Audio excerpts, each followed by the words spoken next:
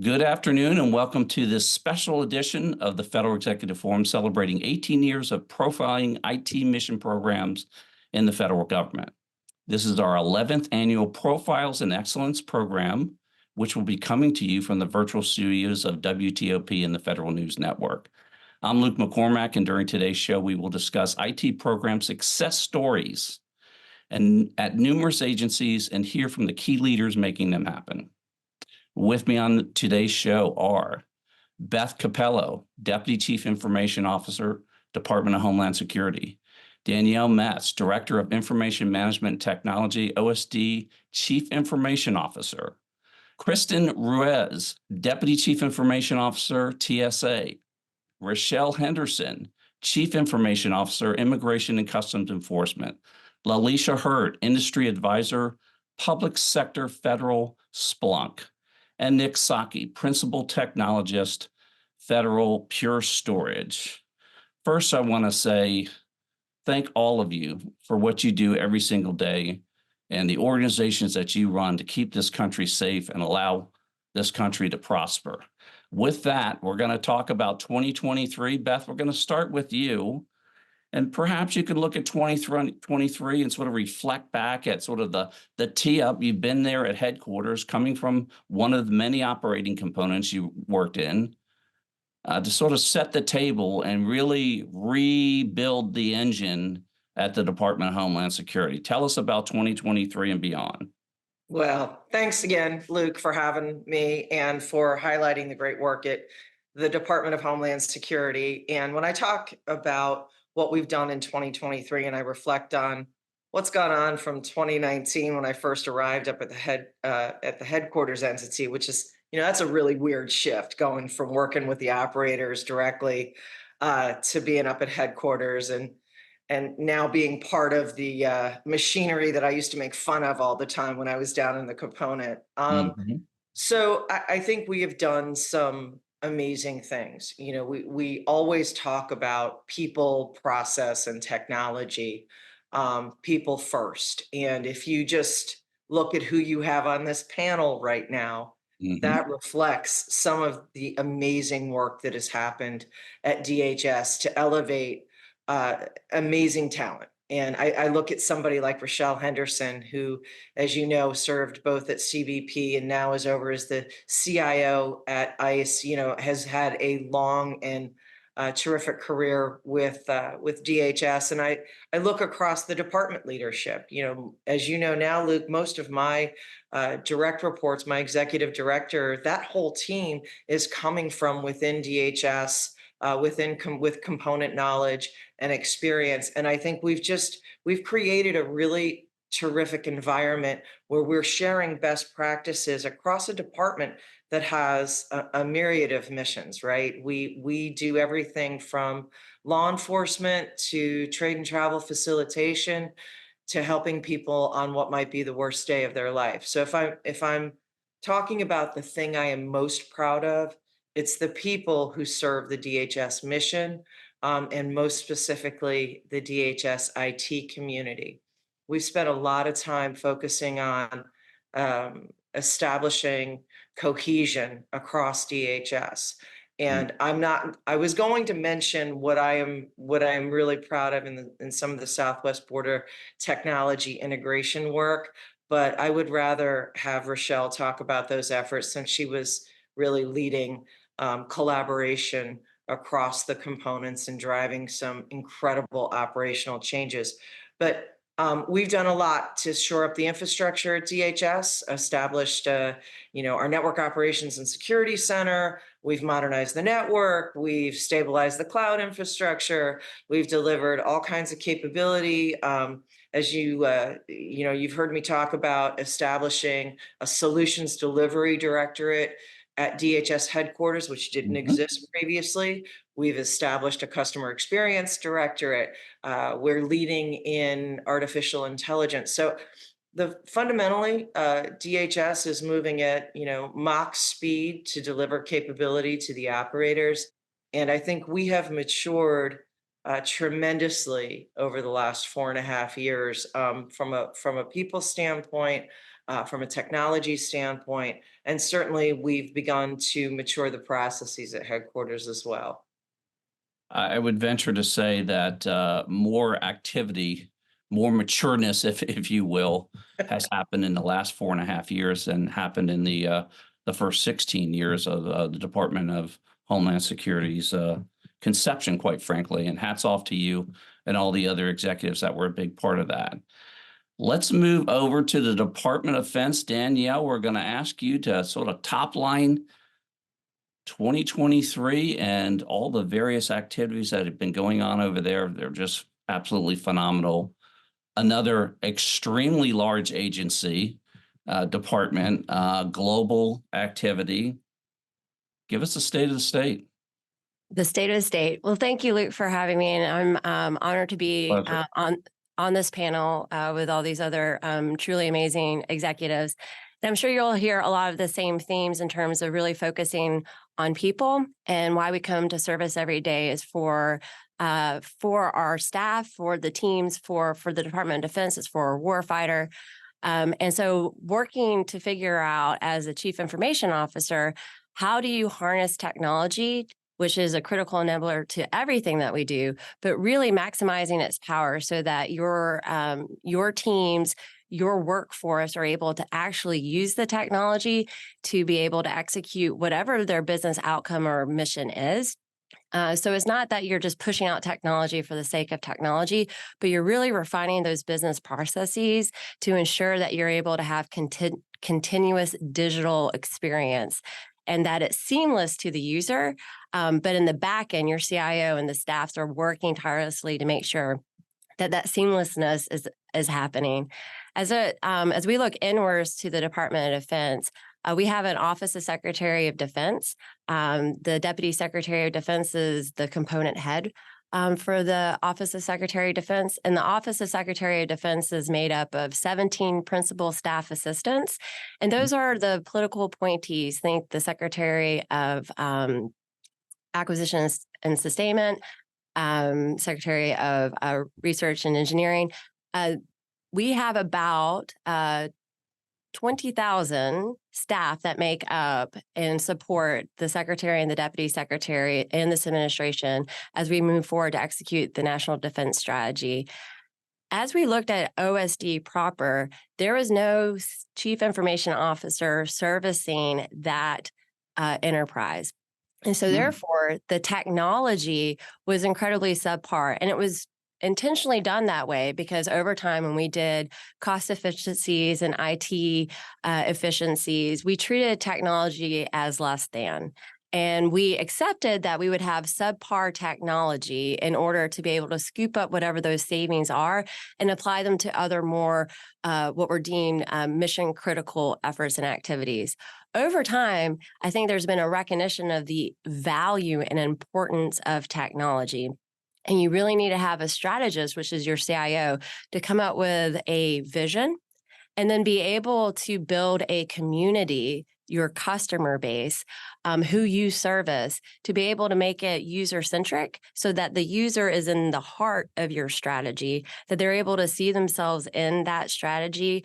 You're able to define the problem sets and collectively come up with solutions, and then advocate for the resources, do the implementation plans, have performance metrics to ensure that you're hitting the target, constantly having that user feedback, the accountability, and the transparency. To me, that's the essence of what a chief information officer brings to bear. And so that is what we've endeavored over the past year to do. And so we've done a lot of the foundational blocks to be able to establish governance structures so that we have a voice of the OSD, bringing those 17 PSAs that were individually behaving and acting and trying to fend for themselves together and cohesively see themselves as a community, to have that community of practice so that they can see themselves, be able to have a safe space to discuss their needs, their wants, their requirements, to be able to collectively prioritize the requirement, and then unified going after those precious resources to be able to go after those very important technology activities of network simplification, cloud adoption, standardization of your workspace, regardless of where your workspace is, whether you're a remote worker, home office, or actually physically here in the building. It shouldn't matter where you are. You should be able to have that instant connectivity and to be able to do the things that you need to do. And to do them well, safely, and securely. And so those are just a key things that we have done. I think the other thing that has been really important is establishing the user experience survey. So it's another opportunity for our users to be able to provide anonymous feedback, and we're able to really kind of calibrate and see where we are, what we're doing right, what we're doing wrong, and then through time be able to adjust accordingly.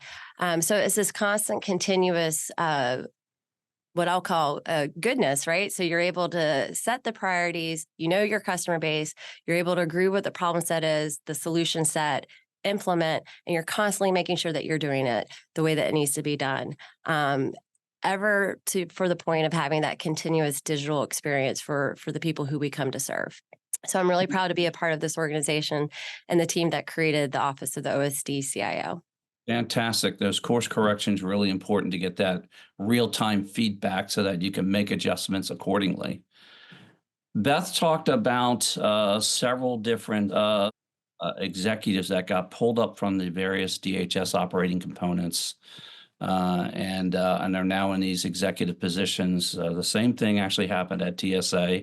And then TSA made an absolute power move and pulled somebody from a different part of the federal community. I believe it was the Department of Transportation. Kristen came on board and has been going at Mach 2, running at the speed of light, quite frankly, over there at TSA to help implement the capabilities over there. I had an opportunity to see some of those capabilities earlier in the week. It was just absolutely outstanding, some of the technology that's being introduced in these airports.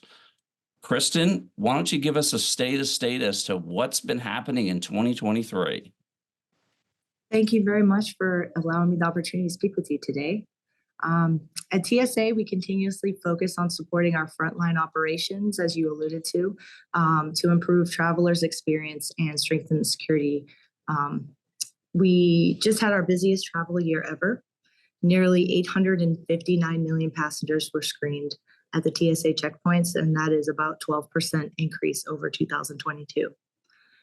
And just between December 21st and January 2nd, TSA screened more than 32 million passengers at our nation's security checkpoints.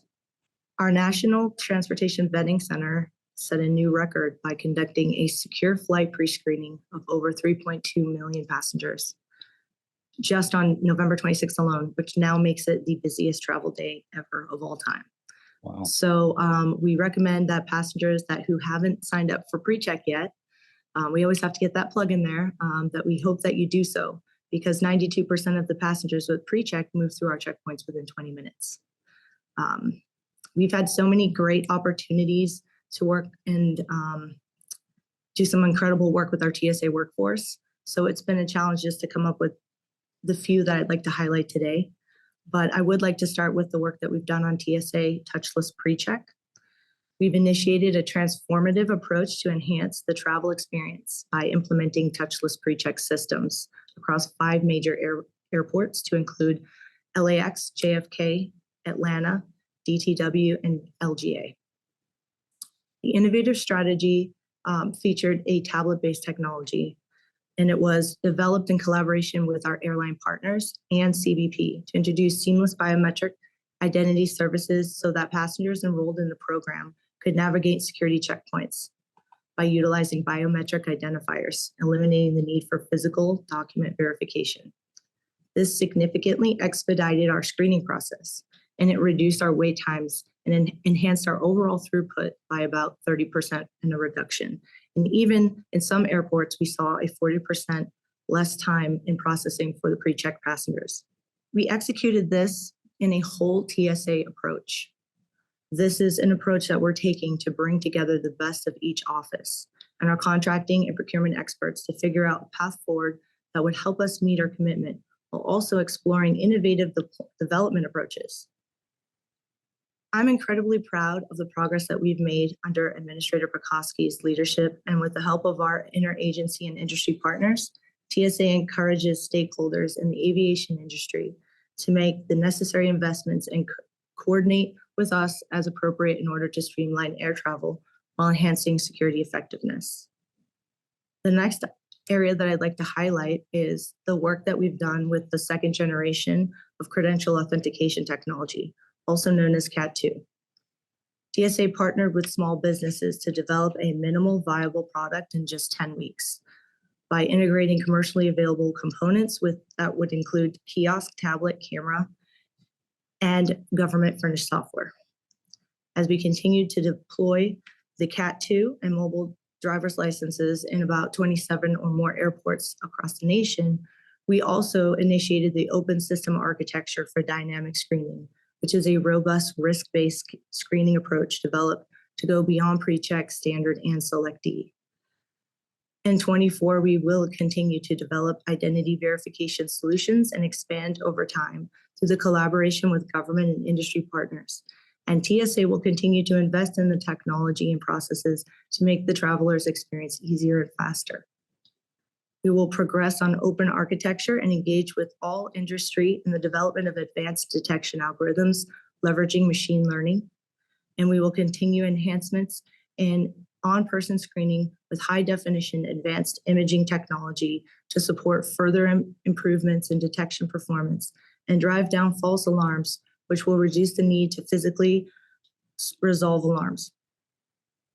We look forward to more collaboration and innovation in 2024 as we scale up our solutions to more airports across the country and continuing to develop innovative identity verification solutions to meet TSA's current and emerging mission needs. The last area I'd like to bring to your attention is the work that we've done to support the Traveler Redress Inquiry Program. We enhanced the public traveler's experience by bolstering the DHS TRIP with multilingual capabilities such as adding non-English speaking languages to allow travelers to submit the case in their preferred language. Our target is to expand these capabilities through government AI models, including text-to-voice functionalities, and continue to incorporate additional languages. We want to ensure our passengers have accessible solutions to meet their traveling needs.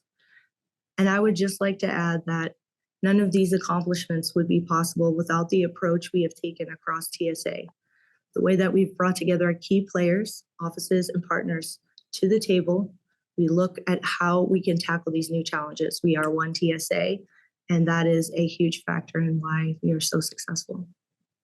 Fantastic. And like I said, it was just absolutely floored and delighted to see the technology that's being introduced in the checkpoints earlier this week. We're going to take a short break. We're going to be right back. You're listening to the Federal Executive Forum on Federal News Network.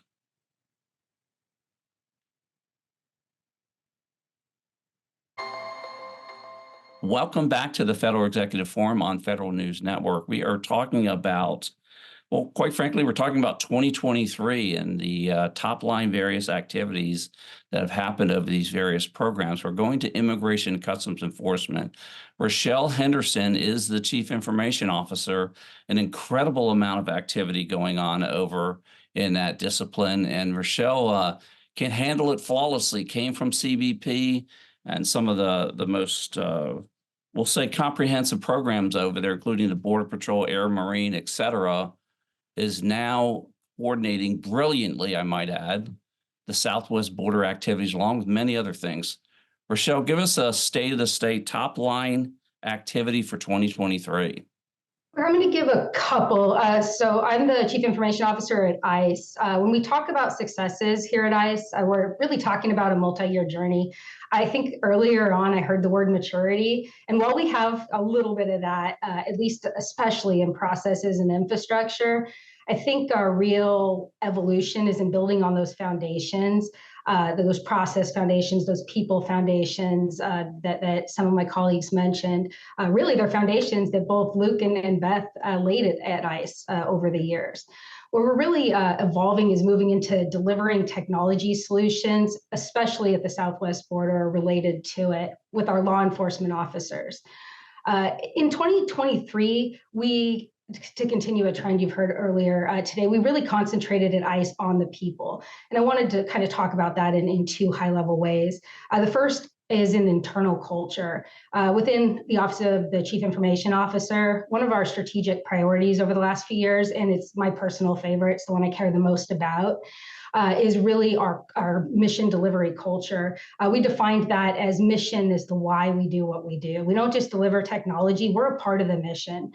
Delivery is what we do, and culture is how we do it. If you define culture, and this is the way I personally do it, so like simple definitions, as the behaviors we live every day, I am extremely proud of our OCIO team with whom I work.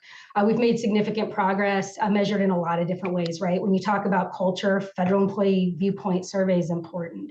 It's certainly a traditional measure, but I think the biggest measure of culture is in our operational successes. There's a lot of examples of those, but what I will say is our culture prioritizes communication and collaboration and not hierarchical leadership within ICE. Most of the communication and collaboration that we emphasize in our culture within OCIO is our technicians working with our operators at ICE and with the other technologists in our components and entities with whom we work. People you'll hear me talk a lot about, like at the department or like at USCIS or Customs and Border Protection, as well as the Executive Office of Immigration Review, our court system at the DOJ. So when we talk about successes, my biggest success is watching my people deliver technology to the operators that's impacting them every single day. The other area in concentration on people at ICE in 2023 that's a big success is our recognition that it's really important to use technology to interact more effectively with non-citizens. When you talk about what's happening at the southwest border, when you talk about immigration, we can use technology to make it much more easy and effective for non-citizens to follow the rules, to follow compliance, and for us to be able to do our job within the immigration system. So as border encounters rose at the border, ICE invested in being more transparent and interacting with non-citizens. One of our biggest successes was launching our redesign of our ICE portal. That's the way in which we're going to interact with non-citizens when you can use technology to do so. And I'll talk a little bit more about that success later. So when you look at successes for ICE and OCIO in 2023, it's all about the people, our people and all people. The people are definitely the machinery, and the fact that you're able to incorporate some of this technology to make that that transaction, if you will, with the non-citizens is fantastic. I really do appreciate that. Lalisha, let's talk about Splunk and how Splunk incorporates this technology and enables these various missions. I think Splunk is in probably every one of these agencies, I would imagine, and very much embedded in the solution capability to enable some of these successes that we've described. Absolutely. So first and foremost, thank you for hosting us, Luke, and for having me today. Just a little bit about Splunk. So we are working across all 3 branches of U.S. government, as well as 15 cabinet level departments to solve mission critical challenges, helping them maintain secure and reliable digital systems that we know are needed to support things like Homeland Security, our war fighters, immigration, transportation, safety, and so much more.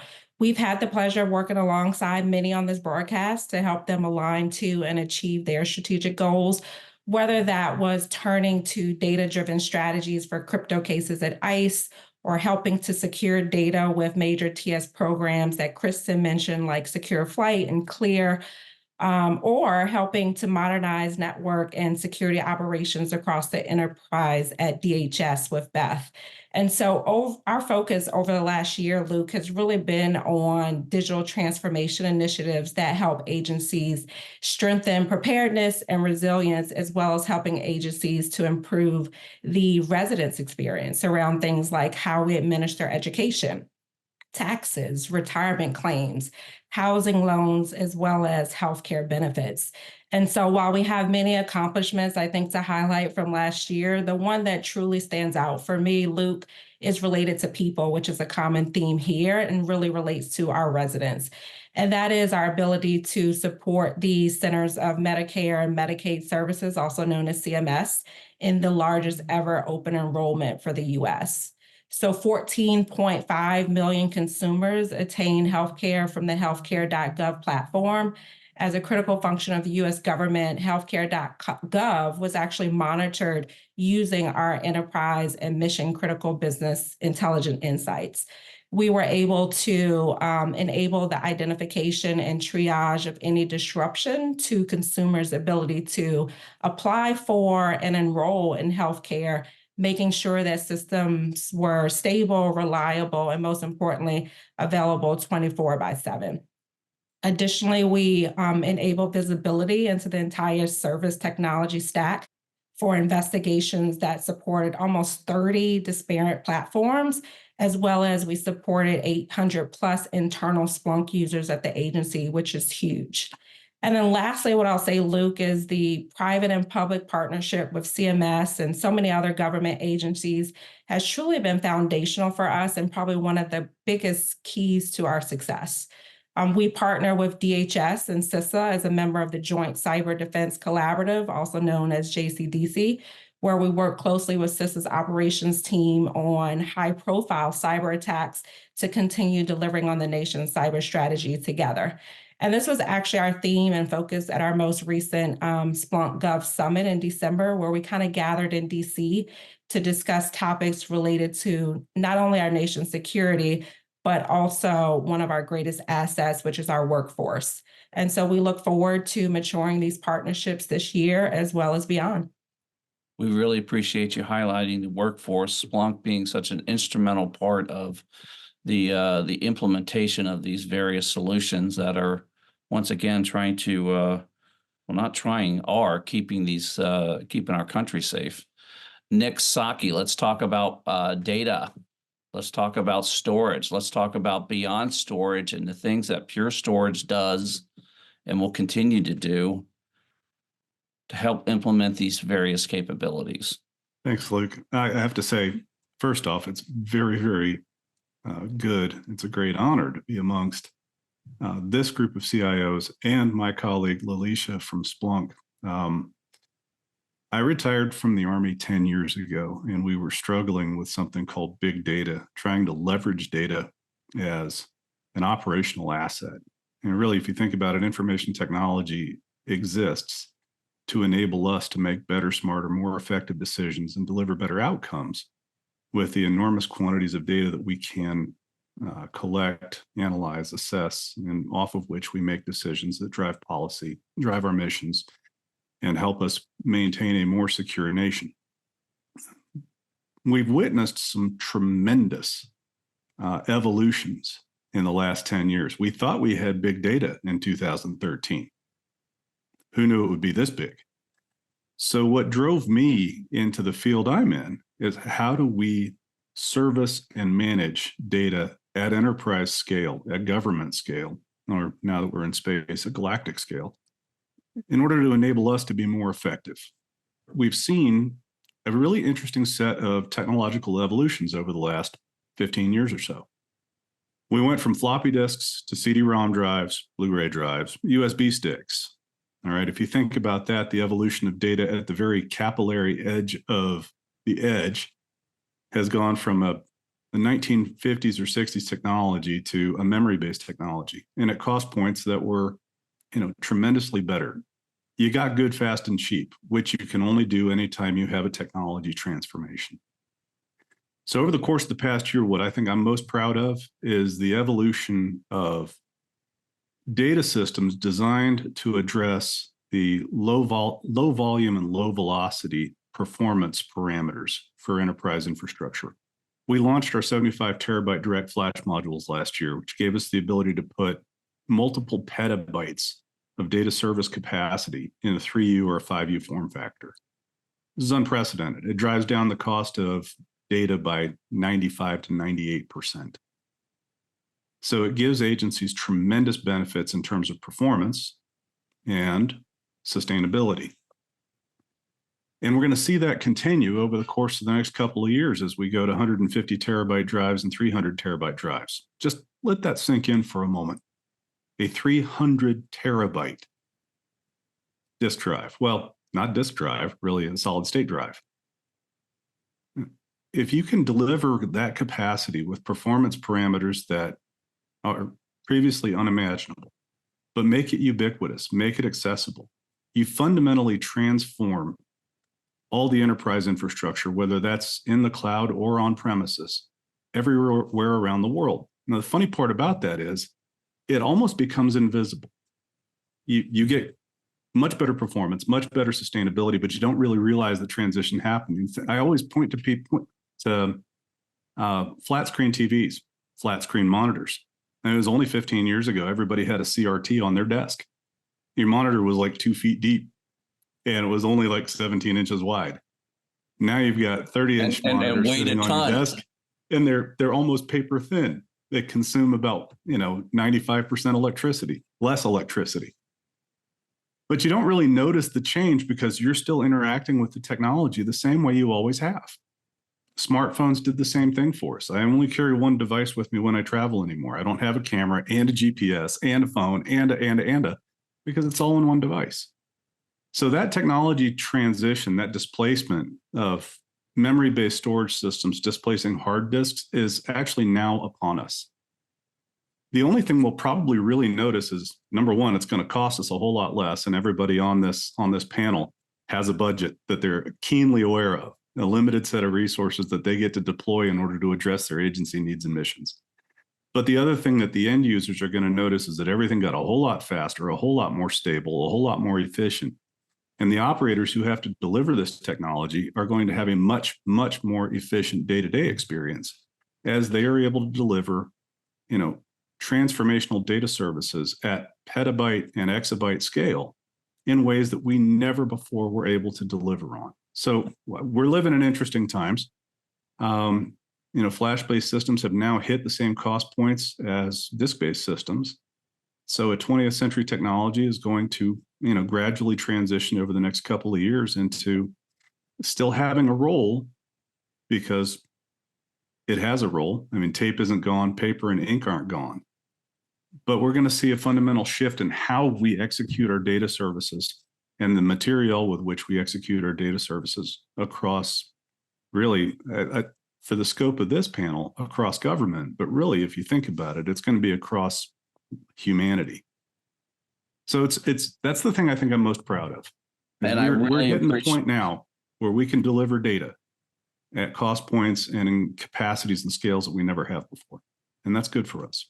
And we really do appreciate all that Pure Storage is doing to unlock this capability, reduce the cost, enable these different types of technologies to happen. We're going to roll over to priorities. I'm going to ask for your top 2 priorities. I know that's always tough over the next 1 or 2 years. Danielle, I'm going to start with you. What's the absolute focus, top 2 priorities for you in your organization over the next year or 2? So for ours, it is kind of a revolution on how we are doing our service desk here in the Pentagon Reservation. It is a wholesale change of the technology, the processes, and the people. It started January 1st with the transformation of the technology. And so you can imagine with any big change, there are fits and starts. People get used to what was old because they're comfortable with it. Even though they complain about it and they didn't like it, it was familiar. And so we are working really hard with our user base to ensure that they have that transition where we are able to focus on the business processes and to really showcase the improvements quite quickly on when you modernize tools and how you're able to do things in a better way and kind of transform how you were doing it, where you're kind of stitching things together to make it work. And you just got used to being able to do it and you got really good at it. Moving away from that and really having the technology drive how we're able to really harness and improve business processes for a better outcome. And so that is going to be a year journey. The technology is here, then it's ensuring that the users know how to use it. So there's a lot of dynamic training engagements that are taking place that we have planned. We have Excite Days to really highlight and to get the customer base excited about it. And then we're also monitoring the effectiveness of this new technology with the increased business processes through those user surveys that I mentioned. So last year we were able to baseline what was current status, the here and now, back in 2023.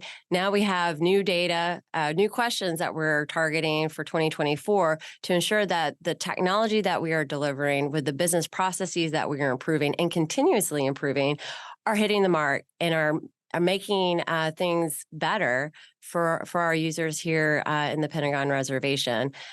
So that is a big activity that we're doing. The second priority that we have is I know that cloud adoption has been around for quite a while, but here internally to OSD, we are woefully behind. And that is because we did not have a CIO for 10 plus years. And so we are working together with our partners at the Defense Information Systems Agency, with General Services Administration and others to create a corporate playbook on the business processes needed for our data owners to understand what it takes to be able to evaluate where there is the best targeted cloud environment. And then the supporting technology processes that go about to plan that out from the rationalization of your applications and your workloads to the funding to the schedule. And then once you're in a targeted cloud environment, how do you use that effectively to be able to be more dynamic and really harness the ubiquitous access to which cloud affords? Whereas that's not what we were experiencing when you were in a physical legacy data center. So those are the two big things. Again, the focus really is on the people, and I think it's heartwarming to hear across the spectrum and the different parts in the federal government, and then with our partners in industry, how they really are supporting the value of what we're trying to do with people first, and then how technology is used to ensure that our workforce, particularly for the Department of Defense, our warfighter, how we are able to make them safe and secure and effective in the jobs that they are executing. Fantastic. It looks like you got your work cut out for you, and we appreciate the top line there. We're going to take a short break. We'll be right back. You're listening to the Federal Executive Forum on Federal News Network.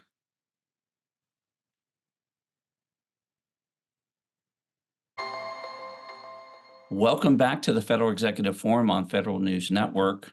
We're talking about 2023 and the major accomplishments. Specifically now, we're talking about priorities for this year and next year.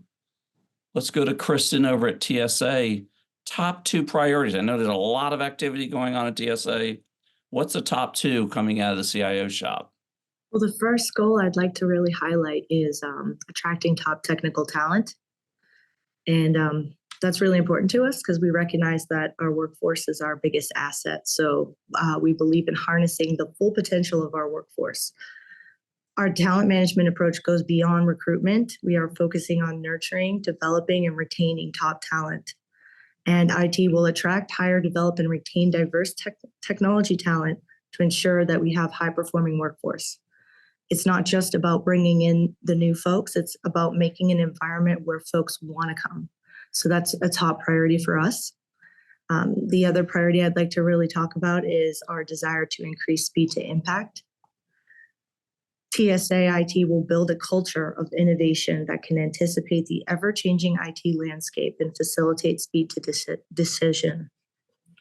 We are committed to providing simplified ways to engage with our customers and leverage automation to reduce workload for our partners and stakeholders across the organization, while still ensuring that we are building success and secure, responsible solutions. We are looking for ways to be more efficient and get the technology in the hands of our workforce faster.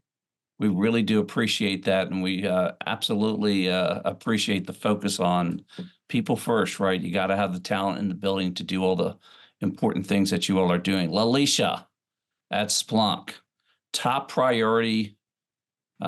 two priorities for you all as you're looking to help enable this capability. Absolutely. So our focus is on growth, which means we'll continue to invest in innovation and customer-facing resources. Our three key operating principles, Luke, are around continuing to innovate across all environments, including on-prem.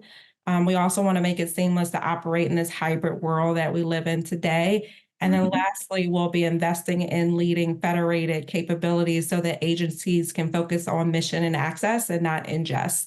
We'll continue powering the modern SOC with observability, and we're doubling down on helping our public sector customers build digital resilience through comprehensive data access as well as visibility, which is underpinned by our continued investment in our AI framework and machine learning capabilities, which is going to keep us all busy for years to come.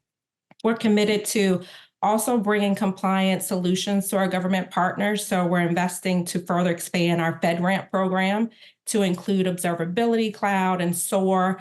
And we are in process to bring Splunk Cloud to FedRAMP High. We actually have our agency ATO, and we're eagerly awaiting official approval from the FedRAMP PMO. So stay tuned.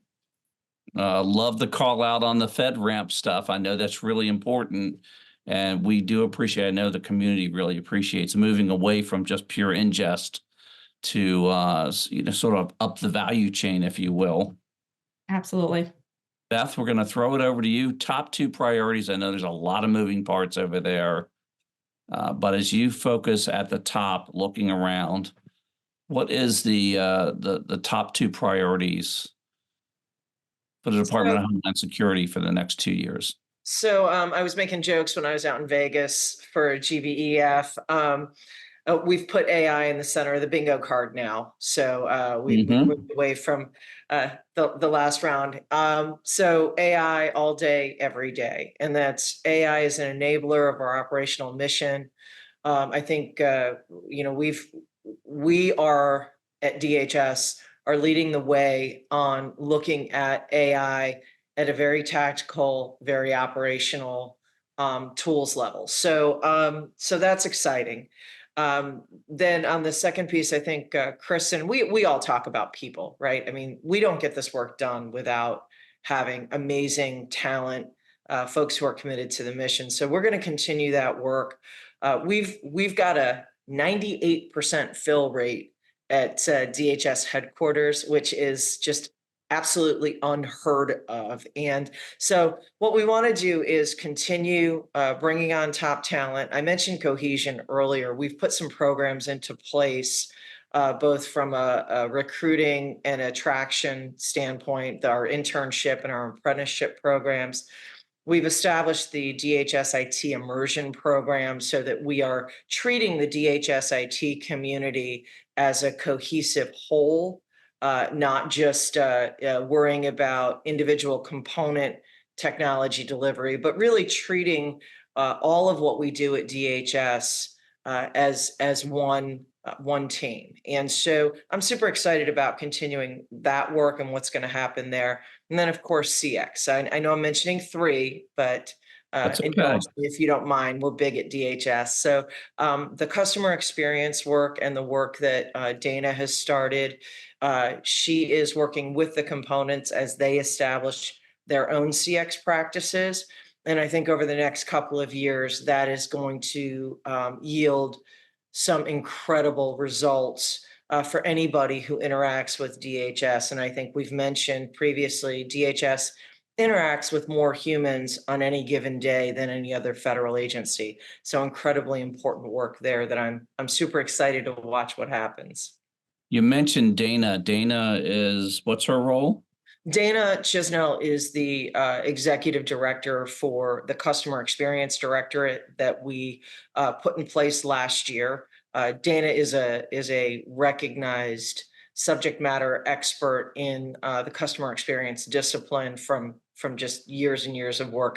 I affectionately refer to her as the godmother of CX, and she's just an absolute a gift to DHS and to the federal government. Really appreciate that she's serving with us. And just a plug for the show, we actually had Dana on the show on our CX show. So for those that may have missed that, by all means, go back and take a look at the webinar. She is absolutely awesome. Nick, top 2 priorities for Pure Storage. What's the demand signal out there? What are you all going to focus on to help continue to enable these capabilities?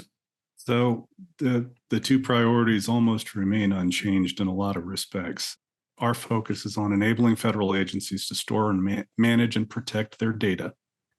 In order to deliver on their data strategies, to improve the mission and organizational outcomes. And secondly, expanding access, mobility, and security of data in both on-premises and cloud platforms, making that a seamless data environment, both improving operational efficiency and the sustainment economics of data.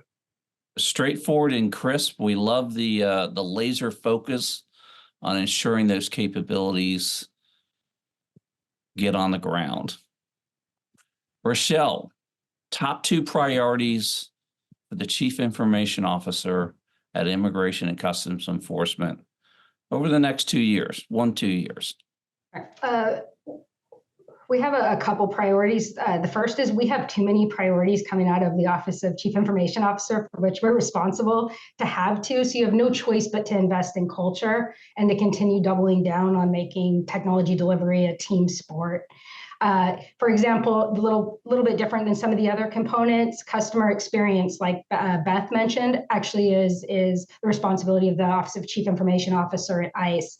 As of this week, the senior executive responsible of supporting our chief artificial intelligence officer, Eric Heisen, is out of the Office of Chief Information Officer at ICE.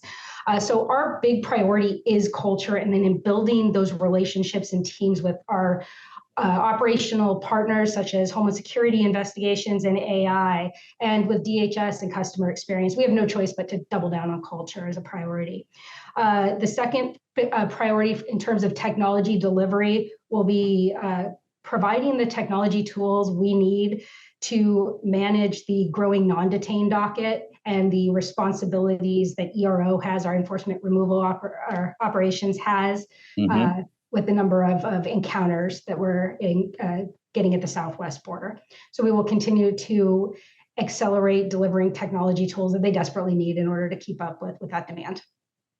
Technology tools and all the integration and coordination with the various components and agencies that you described earlier, and you've done a masterful job of that. All right, we're going to do a fun round here, and this is for the federal executives. I'm going to ask you to talk about one technology that you're looking to implement. We're not going to let you say AI, and it can be, sexy, not sexy, whatever. But let's just talk about another technology that you all are looking. Maybe it's in the Petri dish in the lab. Maybe it's right around the corner. Beth, I'm going to start with you. Luke, I'm going to go to an old standard here. Anybody who knows me knows I constantly complain about connectivity at the edge, right? So Right. we develop all these fabulous tools and technologies and great capability. You go to Ajo, Arizona, and it doesn't work. Why? Because it's somebody's copper coming out of their kitchen.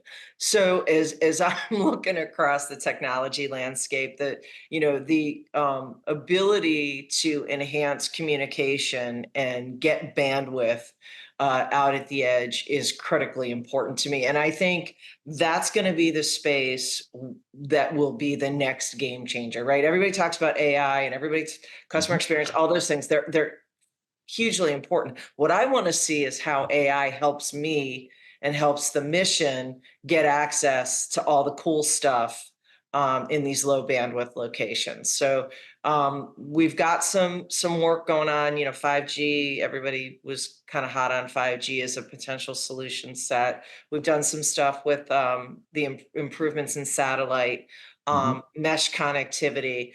That's going to be an area for me where I think there's an opportunity to really deliver. I mean, we still have old P25 radio networks that cost us a fortune and really don't give us all the capabilities that we need. So enhancing that communications environment, huge space for me. It's a great catch, and we really do appreciate you highlighting a very important gap that has been out there for, well, quite frankly, decades. Danielle, give us a technology that you all are cooking over there. So this might be heresy to say, but I'm less focused on technology and more focused on the fact that we need to get our foundational building blocks sorted out. To Beth's point, we struggle with the same things too. So out on the tactical edge, our network connectivity, the ability to access applications in the cloud. We're not able to do artificial intelligence at scale because we have a lot of what has been deemed tech debt burdens on our networks. We have a lot of legacy networks. We've done Band-Aid approaches to the networks. We have too many networks, right? So we've done modernization activities within segments of the network. My focus is really on simplifying the network, making sure that it is the operators who use the network know the network. They're cognizant of that, who's on the network, what's on the network, just streamlining that, and then being able, because the network's the connectivity to be able to do all of the things that we describe and talk about. And if we don't have our workloads and applications and targeted cloud environments, and we're really using the cloud technology to natively build applications in the cloud, make them more cloud native, then you're not going to be able to go after artificial intelligence the way that you would want to do it. And then I think the second piece of that is being able to get a better handle on our data. And by that, I mean how we are streamlining the data elements and certain applications and workloads and making it so that if you type in one thing, it populates to all the correct systems that support it, whether it's HR, logistics, financial, et cetera. There's a lot of work that needs to be done to support those very specific activities that are very much interrelated when done right to allow you to do the very cool, amazing things of whatever the next thing's going to be. Right now, as Beth said, on our bingo board, it's AI. But there's some fundamental things that we need to do first, and it's really focused on those business processes and our people. We need to make sure our people know how to use the technology and they're using it in a manner that helps them execute their mission. And to me, I think that's really the importance of having a CIO and what we bring to bear for our respective agencies and departments, and then partnering with our industry to ensure that we're not just going after a technology that's the silver bullet, but how it fits into to everything that we do and provides that critical capability across the board. Sometimes building on the basics is super important, and it's certainly where you need to start. Kristen, number one priority, or let's talk about number one technology from a priority standpoint that you're looking to implement here in the not too distant future. We too are looking at the foundational basics. We are, in addition to complementing the Azure cloud that we already have stood up, we are working hard to stand up our brand new AWS GSS platform, which we are going to be able to focus on open architecture and putting together our domain structure. This will allow us to better utilize our data and move away from proprietary solutions and be able to focus on taking that data in, harnessing it, bringing in our TIC 3.0 pilot that we're currently working on, and being able to complement the existing multi-cloud structure that we already have by adding in our AWS GSS. Multi-cloud, very important, and we really look forward to you unlocking that capability as we go forward. Rochelle, give us a technology that you're looking to implement over the course of the next year or so. rather than just say a technology, since I think I'm a rule follower today, and you said we weren't allowed to say AI, I will tell you what I hear the most from our operators. They don't complain about the big, I think you said earlier, sexy technologies. They complain about the mundane tasks they have to do that get in the way of them doing the job that they were hired to do. So what we're really looking, and maybe I'll throw this out to industry, is for the technology that can help us organize and sort those mundane tasks, those things like responding to the same tasker in 17 different ways. Not that happens, but those kind of tasks, that the technology that can help those areas is really what we would be looking to look at over the next couple of years. Yes, sticking with the basics, so important. All right, well, we're getting ready to wrap it up, and we actually have a special moment here. Beth Capello, who's served over 3 decades in the federal service, is going to be departing federal service in the not too distant future. Beth started her career as a Marine and has worked her way up to one of the highest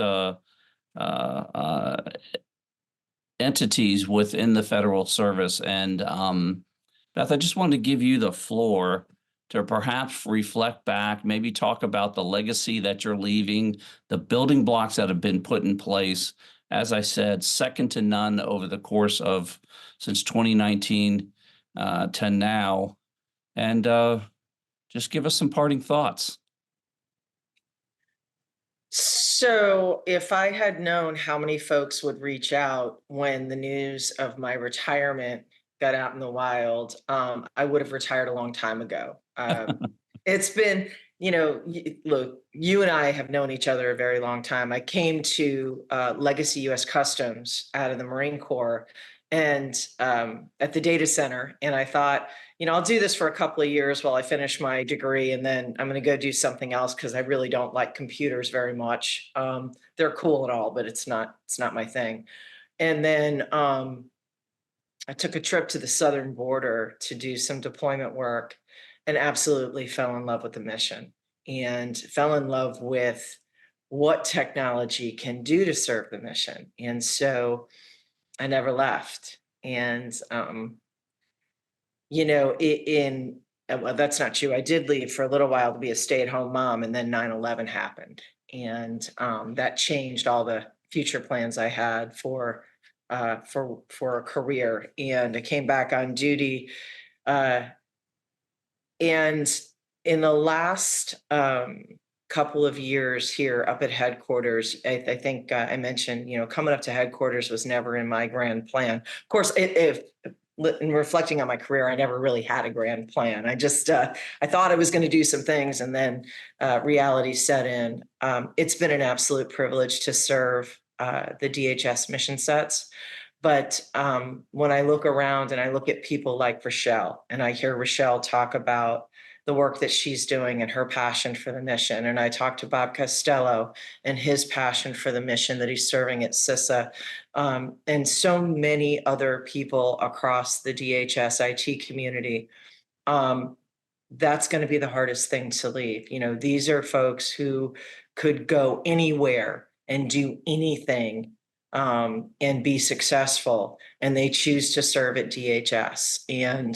And that has been a gift, a privilege, a migraine some days. And it's just, I'm leaving with the deepest gratitude for the mission and for the people.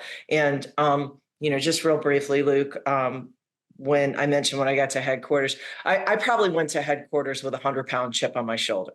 I'm in a component. Headquarters imposes all this. Actually, I think it was on both shoulders. It was on both shoulders. All right, that's fair. And so I went up there and thought, why am I here? Right? What am I going to do here? And I am leaving feeling like I've made a difference. And I know that I am leaving the place in the hands of a technology team that I would put against anyone's. They are cohesive. I've said that word about 100 times this morning, and I think it matters. So thank you for the opportunity, DHS. Thank you to all of my colleagues who are continuing to serve the mission. Thank you to all the partners in industry who work so hard with us to make sure that we're getting all of the best technology in place for our operators. It's been a fabulous ride. Thank you. And thank you for all that you've done to keep this country safe and be able to prosper. I can't thank you enough on behalf of 300 and however many million citizens out there and beyond. So thank you very much for that, Beth. I'd also like to thank the rest of our guests here on this show for taking the time out of their busy schedules and doing everything that you do every single day and that you're going to do every single day. We really do appreciate it. I'd also like to thank the sponsors for supporting us on the show. I'd like to thank the good people here at Federal News Network that make this program so successful and enjoyable. And most of all, I'd like to thank the listening audience out there that tune in every month. You've been listening to the Federal Executive Forum, part of the Federal News Network.